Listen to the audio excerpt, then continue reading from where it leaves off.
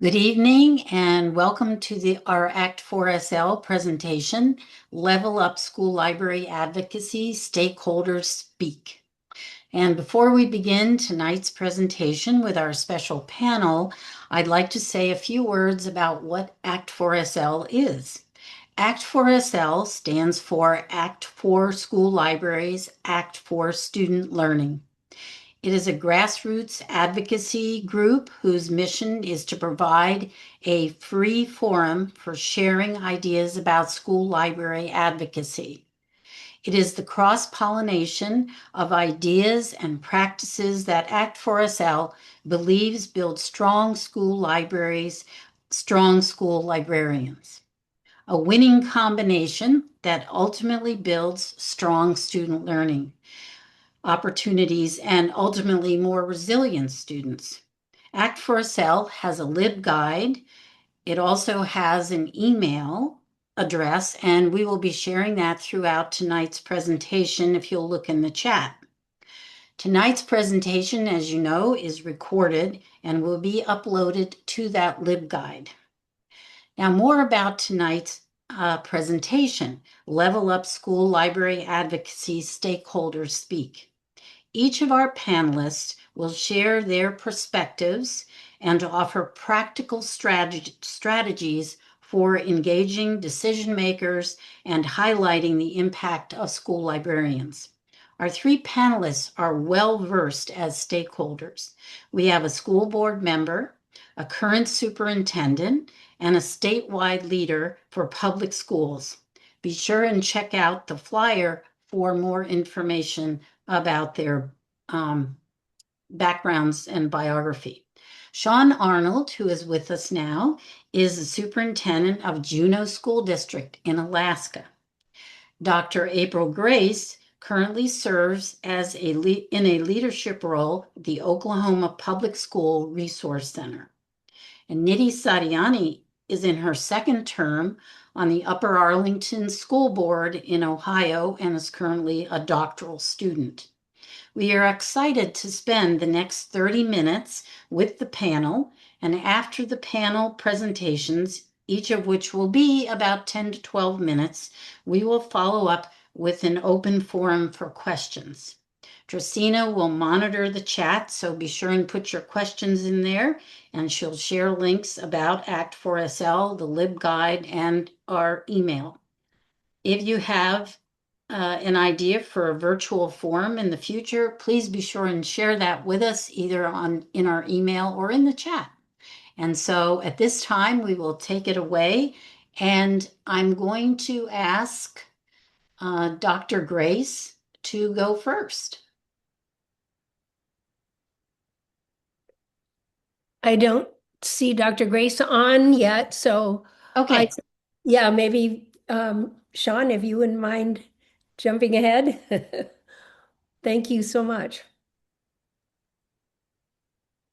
Hi, good afternoon or good evening, wherever you are. I appreciate being part of this panel. I'm not sure if I should give a little bit of my background or just kind of start with some of my initial thoughts. Background is fine. Yeah. So I'm here in Alaska. I'm actually currently in Juneau, Alaska. I've been in Alaska for off and on for about 30 years. Former military. I was active duty for a while, then moved into the education profession as a teacher up north of our state, and then retired out of the part-time military just a few years ago. And I've been in education just over 20 years. 16 of that have been in either as a building principal, director, or superintendent. I was really honored with the work that I was able to do a few years ago. Also, along with Dr. Grace, we were part of AASL's advocacy kind of support group there as administrator representatives to the process of adopting the new standards, redefining the role of school librarians in our modern age, But of course, libraries along with literacy is a long passion of mine. It's what kind of shaped my life. Um, when I was young in the military, the first thing I did at overseas locations try to find our library, which often went with us. I don't think it's much like that anymore, but technology has changed a lot of things. But for me, for schools and school districts, libraries are kind of the heart and the catalyst at everything we do, and should be a part of the process. But yeah, just a little bit about me.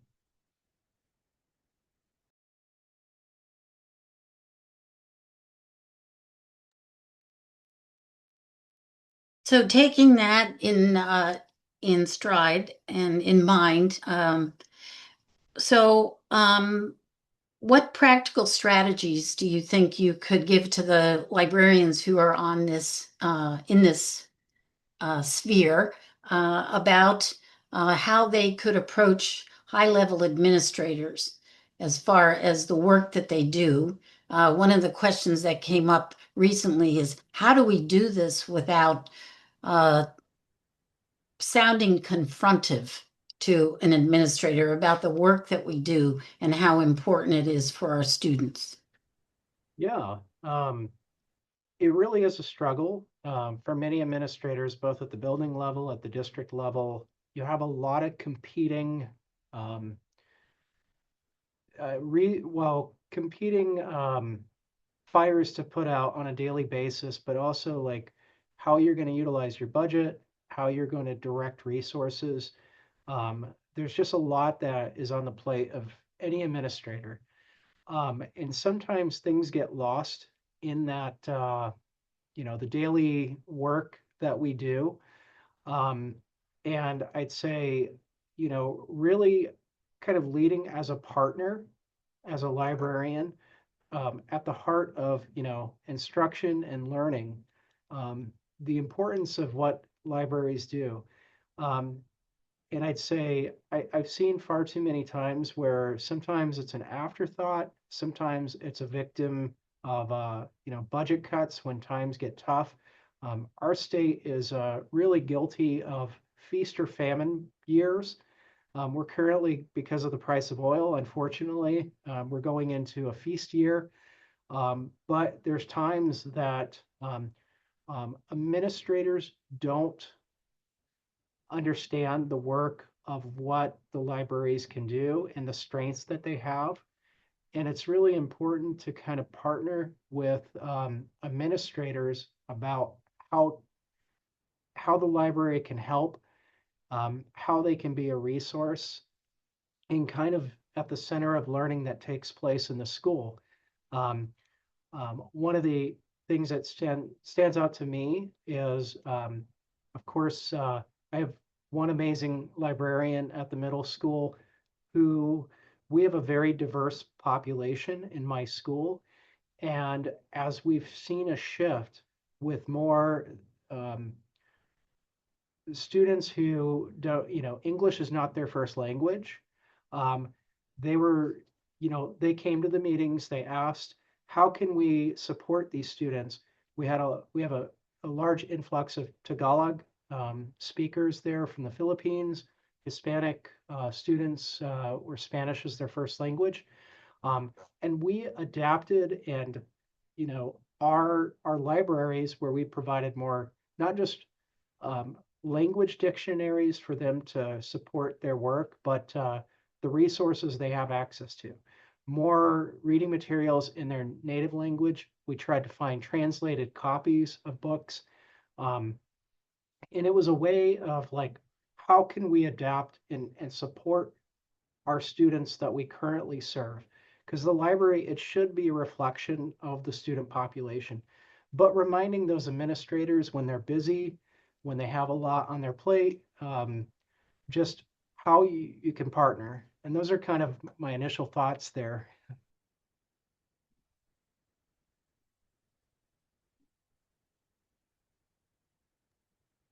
Thank you very much. Nidhi, would you like to share your slides and thoughts about how you as a school board member view the school library and what librarians can do to work and partner with the school board. Yeah, for sure. Can you hear me okay? Yes, Awesome. And can you see my slides okay? yes. Perfect.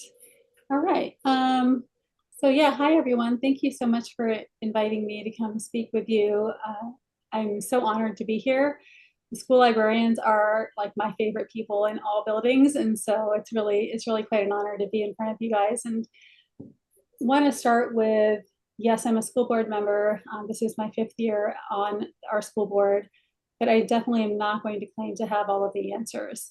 I'm here to listen to you, to learn from you as much as I am to share the thoughts that I have to share. So I'm in Upper Arlington, and Upper Arlington is a suburb of Columbus, Ohio. So we are in central Ohio. And I think this is true for a lot of school districts, but I would say in our district especially, we definitely believe that an education transforms lives. And that is one of our core values. And so I don't see my role as someone who is protecting our system, more as someone who is collaboratively charting what I would call an inclusive path forward for every student. And our school librarians are a key part of that conversation. So what I've done on these slides is just kind of put together some tips that I have seen be effective in my 5 years on the school board. Before that, I was involved with like PTO and other things, but just some ideas that maybe are common sense ideas, but maybe you haven't thought of because you haven't been in that position. Maybe I'll advance my slides. Awesome. All right, so I was lucky enough to have the book that you guys are reading for your book club, A Sense of Place, shared with me. So I thought there were some really great metaphors within that book, and so I'm stealing that a little bit here. The red thread metaphor in Hannah Bird Little's book is that the library is this invisible thread that connects all of our students, regardless of their background, to the tools that they need to flourish. And for me, that is such an important message to remember at the heart of everything that you're doing. When we have things like challenges like book bans or budget cuts, it's important to remember that those aren't just political talking points.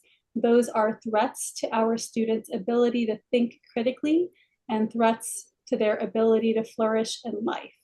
And so if we frame it that way, it's always something we should be involved in. So my first tip is, instead of defending the institution of the library, advocate for the shared value of fueling our students' wonder, their independence, and shift from a message of the library really needs X to our students are achieving Y because of the library's support.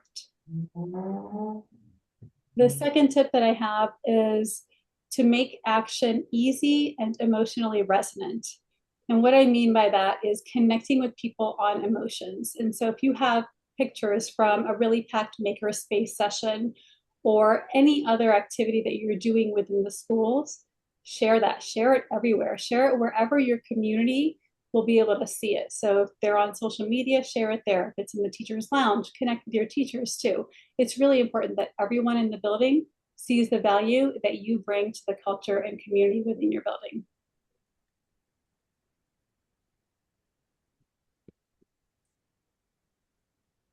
And here I would like to talk a little bit about this idea of the recipe versus the cookies. So we have a lot of facts. When I go to ACT4SL and other school library organization websites, I see a lot of facts about the importance of our libraries, right? Higher test scores, better graduation rates. Those are all wonderful. If you don't share a story with those numbers, then it's really hard for people to connect with it.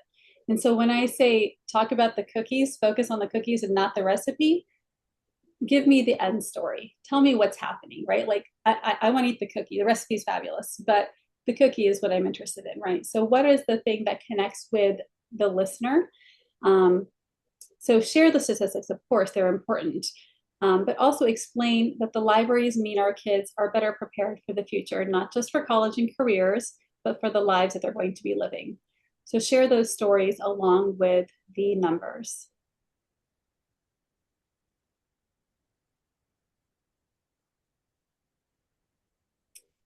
All right, here I want to talk a little bit about what it means to connect with the people who are making the decisions. I, as a school board member, have to live in the district. So I'm your neighbor. I'm not someone who lives in another state or across the country. We probably walk past each other when we're walking our dogs, right? So we're neighbors. And so connect with each other on that same way. Find the common ground with bridging statements. So that's tip 4. Instead of the fact is, try sharing your story with my understanding is. Things like that. Think about how you would talk to your neighbor who maybe is doing something that you don't want them to do, right? You know how to talk to them.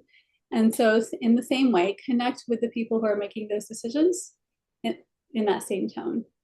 As decision makers, we are bombarded with requests, which Dr. Arnold just shared, right?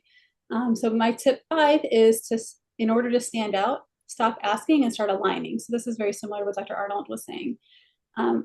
Show me how the work that you're doing is aligned with what we really want to do as a district. And so when you talk about something that's happening, connect it to whatever initiative is happening. So whether it's your district's strategic plan, read that over, be familiar with that document, find the parts of the strategic plan that fit within your space and elevate that message.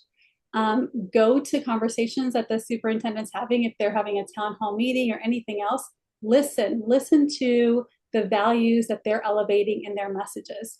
If they're talking about students who are not graduating on time, well, that's an easy one, right? That's an easy way for you to connect your story and your work with what's valuable to the community. So listen for that kind of undergirding of the messages that are being shared. And that can be by your superintendent. Your school board members are probably the easiest because they're elected, and so they have to be out in the public talking. And so hearing what they value and connecting it with those values is really a good way to make your message stand out. Tip 6 is to practice what I call at the top of your license. And so my background is in healthcare and public health. I worked as an optometrist for 20 years before going back to school. And in healthcare, we always talk about practicing at the top of your license. And so in optometry, for example, I would never consider hiring an optician to answer my phones because the optician's license lets them do so much more. Same thing with your librarian, your school librarian license. There is so much that you can do in the classroom for the building. So show those things, show those skills. You are the expert in a lot of different areas. And so elevate those messages and practice at the top of your license. You are an indispensable member of the team.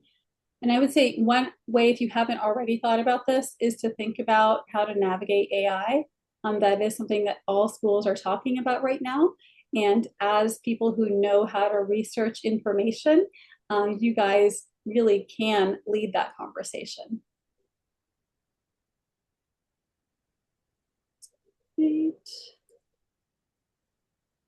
And this is my last slide. I wanted to talk a little bit about delivering change and make sure that you know that you can always invite people in to collaborate. So tip 7 is don't wait for us to ask you for something. Come to us, invite us in. Find a district's pain point and offer a library-based pilot, a solution that you have. You guys are some of the most creative people I've met. You find ways to connect ideas to activities and create projects like that. So if you can pilot an idea, invite in your school board, invite in your treasurer, invite in the people who hold the purse strings so they can see how valuable you are and how much of a difference you make in the lives of our students. And my last tip is kind of circling back to the beginning, which is always start with your values. Library funding is something that will always come up, right? Because people don't see that direct connection between a well-funded library and student outcomes. But instead of talking about money from the very beginning, start with those values. Every student deserves the tools to reach their potential, and you are providing those tools. And so that is the main thing that I hope you will take home, is that your advocacy is never asking for a favor. You are there to ensure the district's success. Advocating is not something that you should feel shy about, because like I said, you have that expertise and your input is so important to making sure that the plans that the district has are successful. So this is just a recap of the tips. And that's it. Maybe my video will play. That's all I have. I'm happy to answer any questions, but just want to start with some tips of things that I've seen be successful. Wonderful. I think I'm going to go ahead with some of the questions in the chat, and both panelists feel free to, let us know your thoughts on it. Our first is from Deb K. Questions for the speaker: for librarians in schools that have no district budget for library resources and only fund resources via book fairs and fundraising, what strategies would you recommend they use to convince administrators to annually allocate a library budget for books and resources? I'd be happy to kind of start with my best answer for this question. It's one I appreciate. And again, I'm in a pretty diverse state.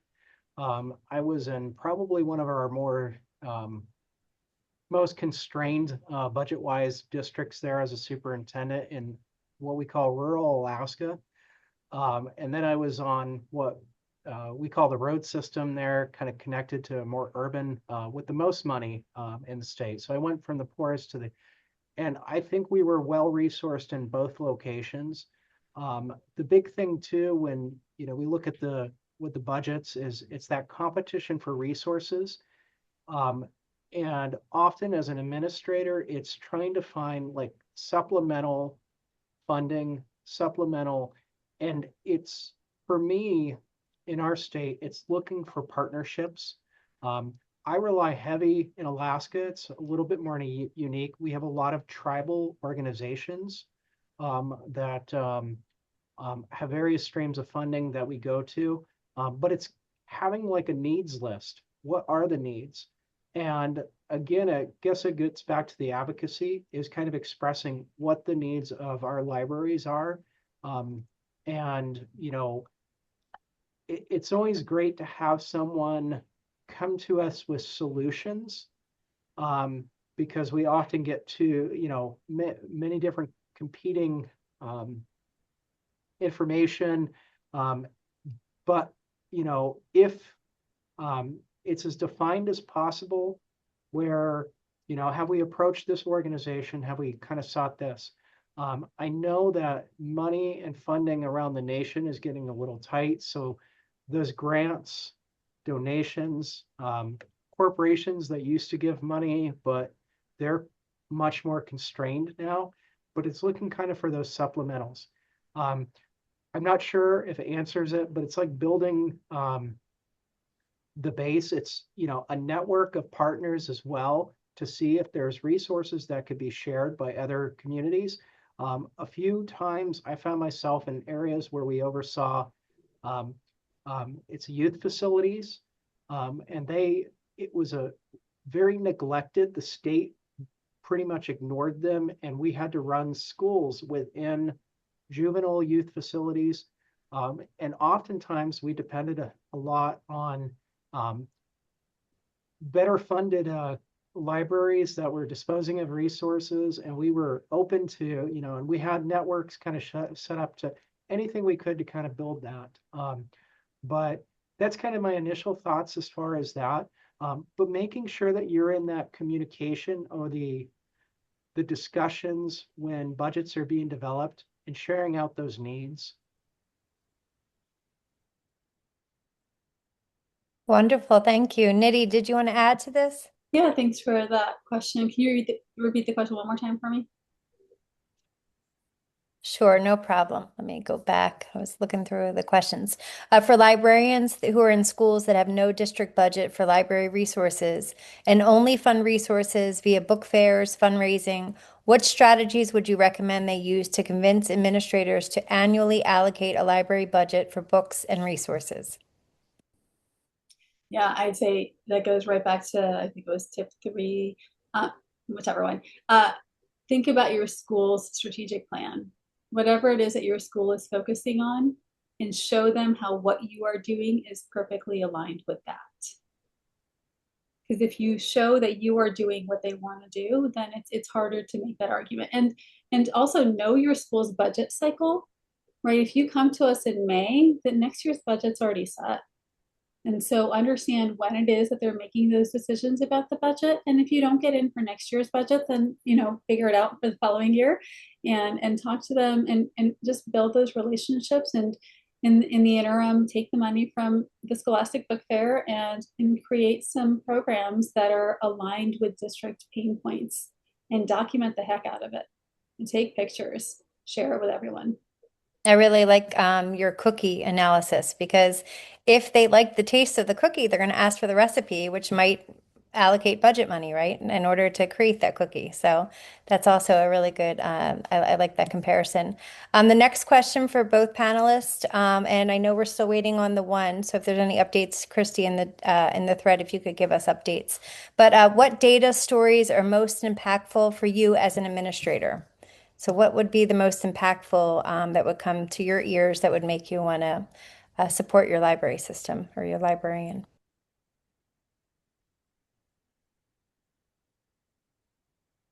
And I should say ears or eyes or, whatever. Do you want me to go first? Sean, I see you smiling.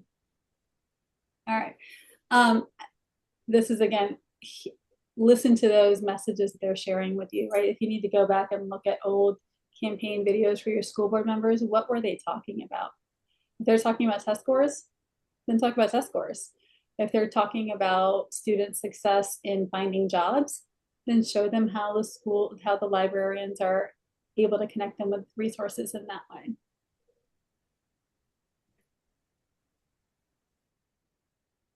Yeah, I really like the portion about telling the stories. And again, this gets back to that libraries are the heart of the school. They're the face. They're just as pivotal as the teachers in the classroom that are shaping who these students are for life, for greater success. And I kind of think of again, one of my schools that it's the center of the school in a lot of different ways. Librarians are key, to the PLCs, to the leadership team. If we're adopting any new kind of, instructional programs, they're informed about it to support the work that goes on in the classrooms. The story that I love, one of my schools is the that again, we're a very diverse school. When we have visitors, we always ensure that, one of the stops when they tour the schools is the school library.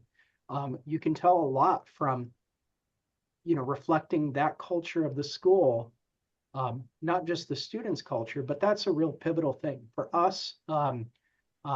One of the neat things, one school that stands out is, again, it's a reflection of our students and our community that we serve. And so there's a rotating displays, there's various literature and stuff that display when we have, Asian Pacific Islander Heritage Month. There are materials that are related to them. That that they can identify with, that they connect, through the library, through those resources to our community, to our school that they're a part of. And we do a lot of kind of rotating. It's pretty dynamic, but I think that telling the stories of who you are, and again, the visitors, bring them in. If there's a lack of resources, such as school board members, they can see firsthand what is missing, what's needed. I happen to live in the state capital for our small state, and so we have a lot of legislators that walk through, and we bring them across our schools into our libraries so they can see what we're working with, and how kind of get back to the funding piece, how they need to provide more funding for schools. Thank you for that question, Sheena. Sheena was our panelist for our last webinar, so Appreciate your input there. Alexa, do you have any recommendations for how to approach board members without seeming like we are going above administration? It's an excellent question. I mean, you kind of are going above administration, so be honest about that. The point is you want everyone to hear your stories, right? You want everyone to see the work that you're doing. Another idea might be, instead of approaching the board member directly, is have your parents approach on your behalf, right? So when you host an event in your libraries, send the parents an email afterwards. The kids who really seem to connect with the message that you were giving or the activity you were doing, send them a message and say, hey, I saw little Johnny was really having a great time in this makerspace activity we were doing today. Or I see he was really creative, she was really creative in this way, and I think maybe she might be interested in a career in this space, right? Help them make those connections, help them see parts of their kids that they don't necessarily see otherwise, and have them be your advocates, right? Everyone really should be seeing the value of the work that you're doing, and if everyone sees the value of the work, then there's really no question about whether you should be supported.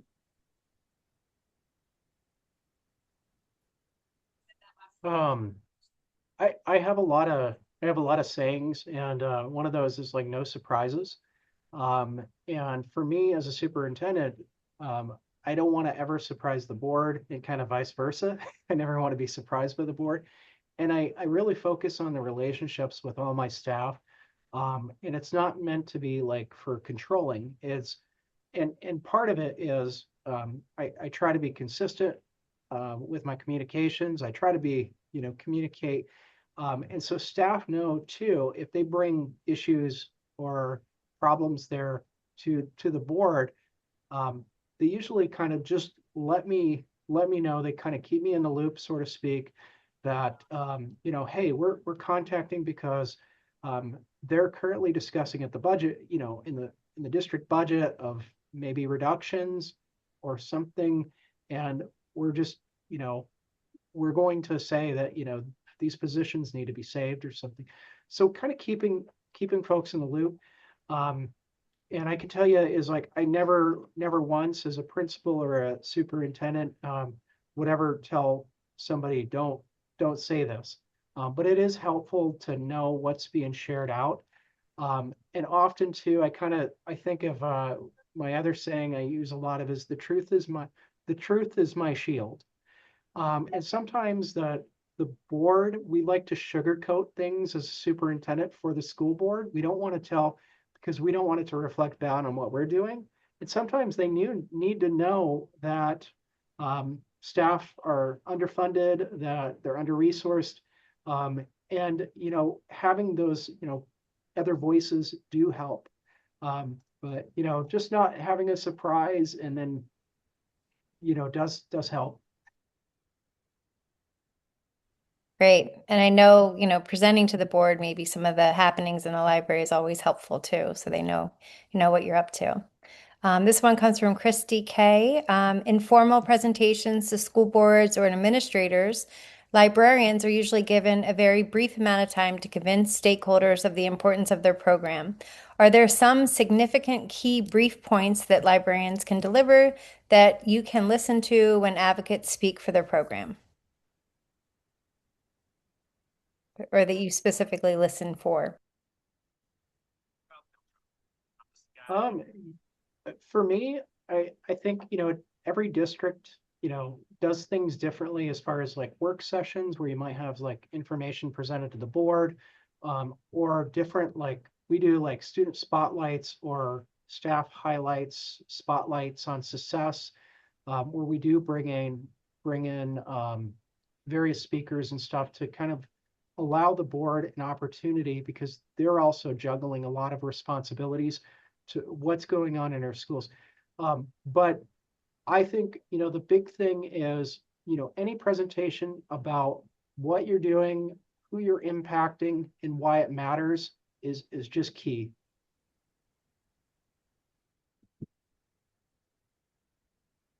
Yeah, I'd say the most important brief point would be the one that's aligned with the agenda. So know what's on the agenda. The agenda is published ahead of time. Align your messages with the agenda. And if it's something that isn't aligned but you think needs to be on the agenda, know what your board's process is for creating the agenda. Do you need to reach out to the board president to try to get it added so that you have a little bit more time? Or is there another way to have more time to share your message if it isn't directly aligned with the conversation they're already having? Christy, did you want to say something? Well, I didn't know if it was time for another question yet. But if so, I have a question, but I didn't want to hog all the questions. And first, let me say I've checked my email throughout this whole presentation. I don't know what happened to April, so I'm not sure. I hope everything's okay with her.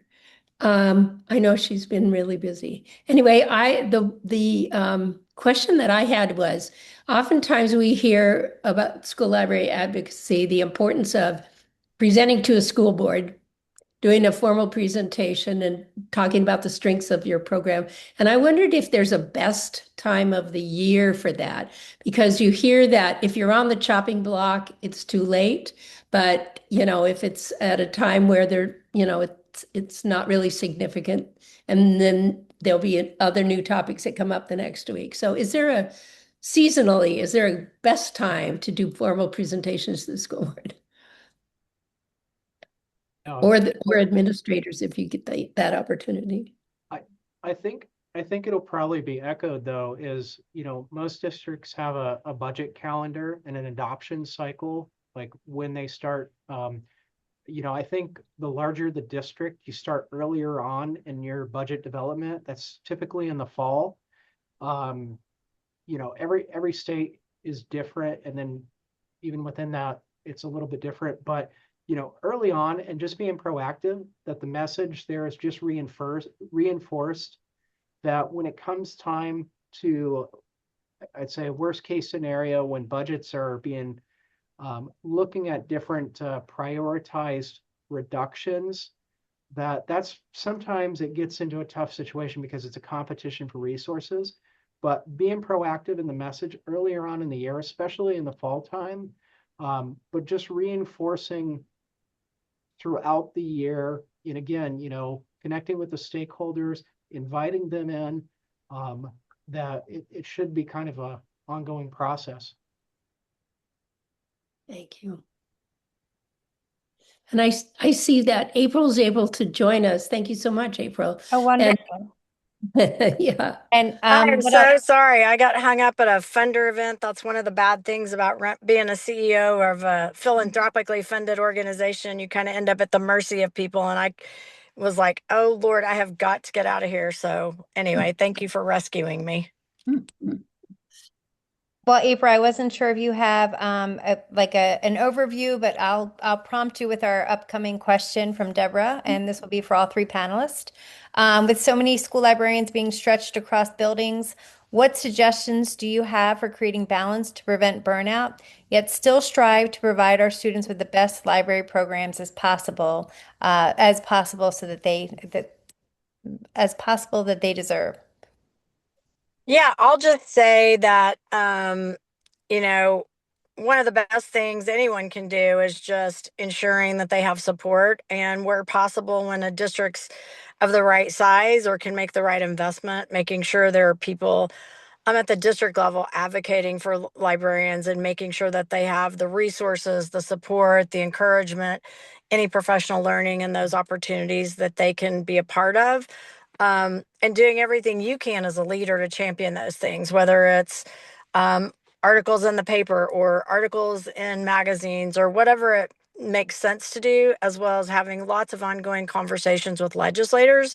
I do a lot of that, helping our legislators when they're thinking about, literacy is a big thing all across the US and especially in our state. And so a lot of those conversations centering around when we have high quality librarians, we can easily have much better literacy rates in our schools and in our districts. And so making sure that they understand the value and the importance of that. But I think the big thing is just making sure that your librarians all know that you care about them and that you value the space that they create. And that's always been a big thing for me as a school leader.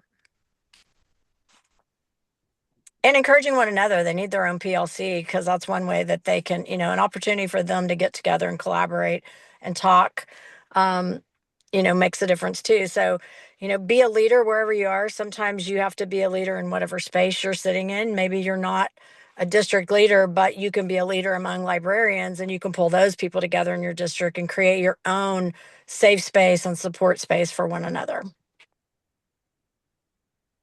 Yeah, I was going to say that question, the burnout question is such a tough question in this day and age, because the work we're doing is so important and it feels like you can't let your foot off the gas pedal. One an analogy I often use is to remember that there is a choir that's singing this song, and so if you need to pause and take a breath, there is another person that's carrying the message forward. It's okay to pause. That is always an okay thing to do. In that pause, I would say focus on what are some of the things that feed your soul. When we work in public spaces, public management type roles, we call it the pro-social impact. What is the impact that you're having on lives? Remember those stories for yourself, as much as it is important to share with others, but remembering that for yourself as well. And I like that April shared the social supports. Connect with the other librarians, connect with other people who are working in spaces similar to you. And also remember that your goals should be realistic and compassionate goals, right? They aren't goals to promote a certain image. Their goals, like I said at the beginning, we are here to support our students. Your advocacy is not asking for a favor. And so how do you remember those main stories?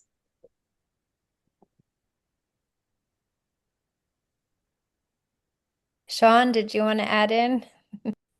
Yeah, I just, a little bit of echoing what they said. I think, why we all got into education, just reminding ourselves what our purpose is, of course, about the students, but working with administrators, not being able to say that I can only do, I can do more with less.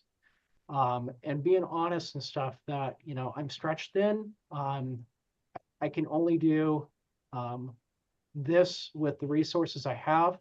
I'd like to do more, but being honest about if, you shouldn't be asked to do more with less, because you can only do less with less, but being honest about that. I have a question. So working with New Jersey Association of School Librarians, we often come across administrators or board members who look to the library as the first cut in a budget. And they don't necessarily understand the importance of libraries and their worth. How do we have those discussions outside of the library realm? How do we get more administrators to speak out and defend our worth and our positions? How do we get a seat at those tables? I would just say, for me, it's always been, some of us, I think, innately understand the value of libraries, but what I think is don't be afraid to ask for meetings with those people in leadership and ask if you can share some of the great work going on. Invite them to come in. It's kind of like many organizations tell leaders or anybody in any space, invite legislators to come in so that they can see the great work going on. I would say the same thing to you about school administrators. Sometimes it's easy as an administrator, and especially at the district level, to get really caught up in the work that you have to do and all the people pulling you in 1,000 directions. So don't be shy about inviting them to come to your space, especially when you have something great going on with kids or some cool activity that you're doing. Invite them to come be in that space with you so that they can get a true firsthand glimpse of that. And then asking them to have a meeting with them and just asking their philosophy and sharing anything you can and just being really open and honest about the importance of it. But you're right, a lot of people do tend to look immediately for those things as cuts. They don't see it as essential. And it's always fascinating to me that there's such a disconnect with people when they're so focused on literacy to not see the librarian as such a key piece of that. But I think it's making sure that they know what your standards are, because many administrators don't know what your national standards are. Making sure they're aware of those. Here are the things that we are about in libraries. Because who knows, maybe they didn't have a great librarian somewhere throughout their career and they don't really know what all goes on in the library. So invite them in. One of the things, and I only have a sample size of one state, but I've led 3 districts, and often early on in the budget process there, as we're putting it, we go out for stakeholder feedback either through surveys or public forums. And it's good to kind of just stay abreast about what's going on there in your community to see that you're not caught off guard when months later on, when the board finalizes a budget, that there's a reduction to the library services. Anecdotally, one of the worst places, I was in district office. I wasn't the superintendent there, but one of our bigger districts in our state, there was a decision that nobody had. Last minute they cut. We had 19 elementary schools, and all librarians were cut at each of the. And there was nobody involved in any discussion about what the strengths of the libraries were doing, what their role was, and it was decided to cut librarians and then depend on volunteers to come in to do the work of the librarian with the teachers and the planning and everything that goes on. And it ended as well as you probably think it would have. Thankfully, they restored librarians back to the budget. But sometimes that stuff kind of comes up. So it's really good to kind of stay, and this is where a lot of things are impacted because no one is really paying attention. But it's difficult. There's always a lot of stuff, but early on in the budget cycle, stakeholder feedback is really vital. I would share that there's a lot of research behind what sets people's first impressions. And some of the strongest research shows that it's really, there's 2 main things, right? It's warmth and it's competence. And so if someone sees you as kind, warm, and caring, but not competent, then it's kind of like a pat on the head, like how cute are you, and maybe they're willing to cut you. If they see you as competent but not warm, then you're kind of arrogant and they're not really interested in listening to you. But if you are both, that is when they really want to partner with you. And so that's what I was saying earlier with like the whole recipe cookie thing. Like, yes, absolutely, feed them the cookies, but also share the recipe, right? So warm and competent. Give them the numbers along with the stories. Great answers, everyone. So we do have another question by Val. Do you have any thoughts, advice for library media specialists who are excellent at the top of their game, and yet they still lose their positions simply because of a budget cut or a lack of seniority?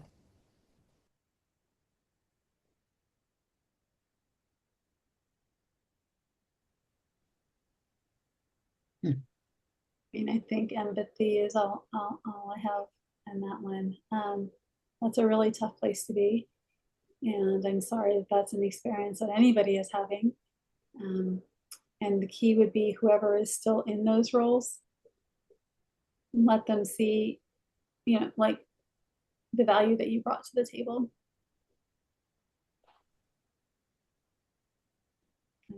And so I don't have a better answer.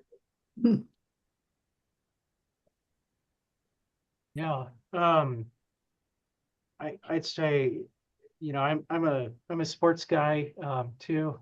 Go Seattle Mariners, and sometimes like even our best player is traded. Hence why we've had a rough start to this year when we were in playoff contention last year. But it's a really difficult thing, and I've seen librarians and other staff sacrificed often due to kind of misunderstandings and not knowing like the impact that those roles had. And so it it's a really tough thing. And the advice is, keep fighting the fight and finding other ways to kind of impact until hopefully that district comes to its senses and get your position back. So. Yeah, or look for a position in a nearby district if there's one close enough. But if you live in an area where there, if it's a rural part of a state and there's not anyone close by, sometimes you're just stuck with what you have to. But I think it's just finding ways to continue contributing. Although I can't even, imagine how gut-wrenching that would be and how difficult that would be to kind of like forge ahead. If your passion was taken away from you like that and the thing that you love the most, I think that would be very, very difficult. But finding a way to take, if you don't have opportunities to exit to someplace else where maybe there is an opportunity, then it's going ahead and continuing to weave in those skills and that knowledge that you have in whatever role that you're in, and continue to try to advocate at the same time, or find other ways in which to serve with those same skills and whatever role you're placed in, if that's feasibly possible and if you're part of serving students. But again, I can't imagine how disappointing that would be, and I just would hate that that would happen to anyone, but I know it does. I know those are realities. And then we had an additional comment by Sharon. She said, "This is great. Wow. I wrote down lots of things, among them focus on the cookies, not the recipe. Practice at the top of your license, and you shouldn't be asked to do more with less. You can only do less with less." And then Deborah Hoover shared, "So many administrators have had in the last 15 years never had experience of having a school library or a librarian as a student. So they bring that to the table where we need to educate them what a certified librarian does. The really frustrating part is we keep having to do it over and over and over again as the turnover at administrators increases." And I can completely agree with this. "We need to provide more educational opportunities to administrators at their professional trainings." And I think that kind of lends to some of the conversation around my question. How do we get a seat at those tables, or have more states talking about our jobs?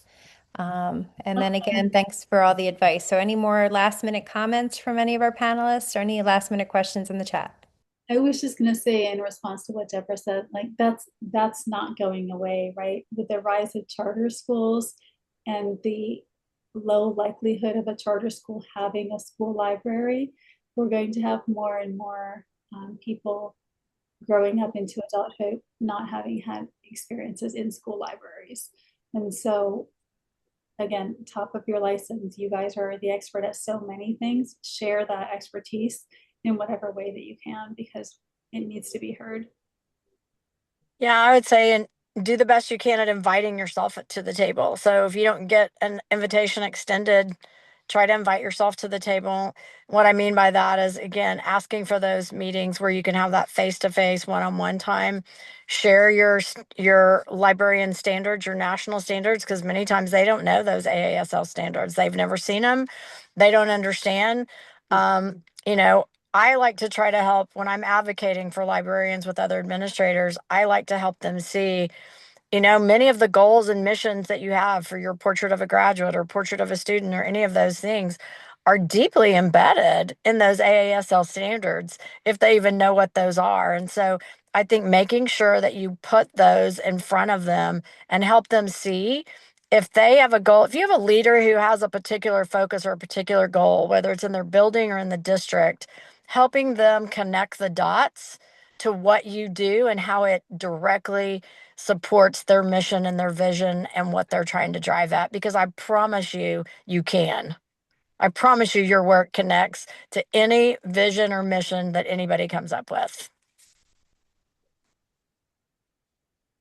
Yeah, and Val's comment towards the end kind of reminded me of like looking for the gatekeepers, looking for the people that are the real kind of key. For our state, we have a small university system. We have a couple of principal preparation programs. We have one superintendent endorsement program, and I teach half of it. And so we include librarians as our stakeholder discussions as really kind of key folks. Because just like what April was saying is often people are unaware of the AASL. Thankfully, our state has adopted those standards a few years ago, but they're unaware of the work that's done. So kind of if there are, preparation programs, I really appreciate like, those statewide conferences for principals and superintendents, just having, a voice at the table that, hey, we're here, this is what we're about. And I want to just add, in that book that you guys are reading, The Sense of Place, and looking over here at it, they talk about the library being that red thread. That's, I think the quote was, a dynamic place where students grow, collaborate, and discover a sense of belonging. That's not true just for the spaces you work in. That's true for who you are as well. That's what librarians do. You connect people and resources. And so you guys are such an important part of the conversation. Please don't let anyone challenge that.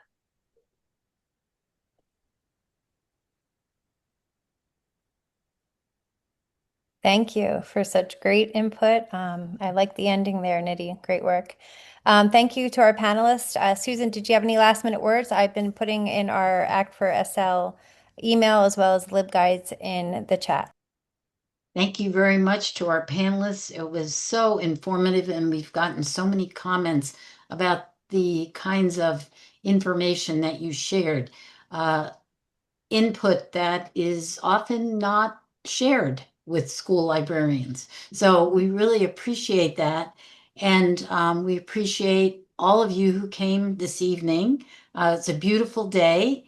So at least I hope it is. It's nice in Ohio. It's a beautiful day. So thank you all for coming this evening. And please, if you would, share either in the chat or in a future email what kinds of programming you would like to see us do, possibilities for speakers and so forth. We're open to anything. Our next virtual presentation will probably be sometime in early fall, since we know that you all enjoy being off for the summer, but also working in the summer. I don't know about you, but I always worked during the summer. It was my most productive time as a school librarian. I got lots done. So thank you all for coming tonight, and we look forward to seeing you in future future programming, I guess. Thank you.